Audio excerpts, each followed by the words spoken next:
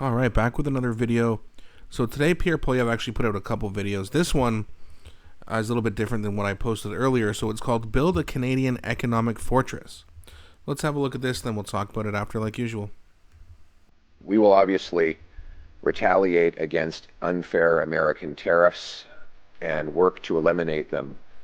But what we really need to do is reverse the weakness caused by the lost Liberal decade. They blocked pipelines, LNG plants, mines, nuclear power, and forced Canadians to give 75% of their exports to the Americans. After the lost Liberal decade, costs and crime are up, and our economy is down under the American thumb. That's why we need to put Canada first with a new Conservative government that will unlock our resources, repeal anti-energy laws, build pipelines, mines, LNG plants, axe taxes for our industry, investors, home builders, and workers, allowing us to bring back the $500 billion that Liberals have pushed out of our country. In other words, we don't know exactly what the Americans are going to do. The president seems to change his mind from time to time, but we know what we can do. What we can do is take back control of our economic destiny, build an economic fortress by bringing home production, unlocking our resources, and standing strong for our economy here at home. Thank you. En français, s'il vous plaît. Merci beaucoup. I should just say one last thing in English, is that the things that I'm calling for here, these are the things that we've been saying for the last 10 years. If you want to question who's actually going to do these things, well, you have to vote for the ones who always stood for it. Because the only way to get Conservative policies is to vote Conservative.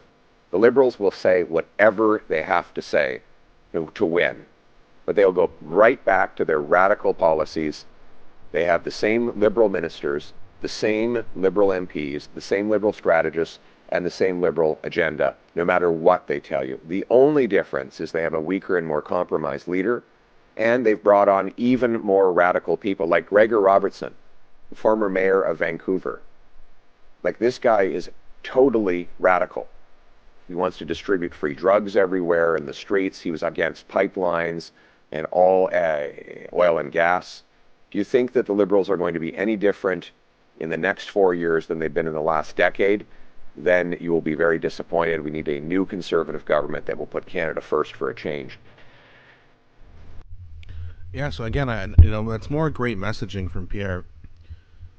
Canada first for a change. Like, it's right on the screen, and that's the thing.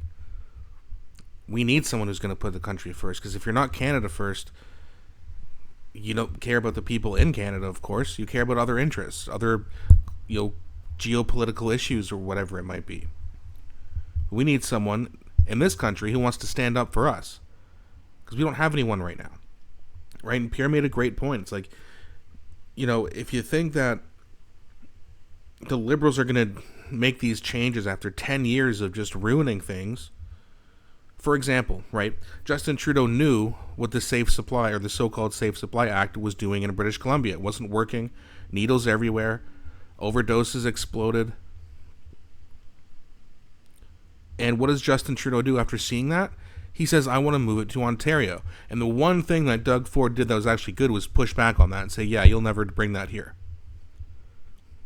But Trudeau sees something that's not working, it's destroying a place, and he wants to bring it to Canada's biggest city, Toronto.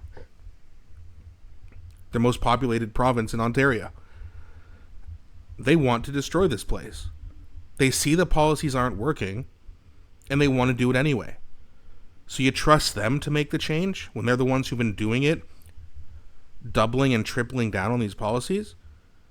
Or would you rather believe someone who hasn't had an opportunity yet, who's actually saying a lot of the right things that we need to hear, that we want to hear? That doesn't mean he's going to do everything, but do you trust the people who broke it to fix it? I don't. I don't see how anyone could. Now, again, apparently there's a lot of people who do. These voters who apparently have swung over to Mark Carney don't seem to be very enthusiastic, as they can't really seem to draw that big of a crowd. I think the biggest crowd for Mark Carney rally, or whatever you want to call it, was about 1,600. Pierre got 5,500 the other day. So I mean, we'll see what that means. Apparently, the the pollsters and the lefties are they're feeling really good right now because they think they're going to win, and maybe they do. I don't know. I don't see it happening, but we'll see, I guess. But let me know what you guys think in the comments section. Please do not be shy. Please also don't forget to like and subscribe, as it really helps grow the channel. Thanks so much for watching, and I'll be back shortly with a new video.